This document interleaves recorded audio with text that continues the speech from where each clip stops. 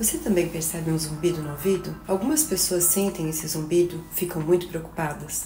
Outras ignoram como se fosse normal. Mas a verdade é que é a sua via auditiva pedindo ajuda. Hoje, no Dia Nacional de Conscientização sobre Zumbido, eu vou te falar um pouquinho melhor sobre ele. O zumbido é um sintoma de que existe algum problema na sua via auditiva. Ele pode ser causado por perda de audição, pode ser causado por fatores metabólicos, como alterações glicêmicas, por problemas musculares, bruxismo, estresse é um fator que influencia demais no zumbido, alterações de sono. Então veja que muitos processos de saúde podem interferir na percepção do zumbido. Uma forma de prevenção é evitar sons de alta intensidade, ter muito cuidado com fones de ouvido, alimentação regular e balanceada, sono adequado e reparador, evitar fontes de estresse se possível, melhorar as tensões musculares, tudo isso vai favorecer. Agora, se você tem zumbido, se você se identificou com esse vídeo, procure um especialista o mais breve possível.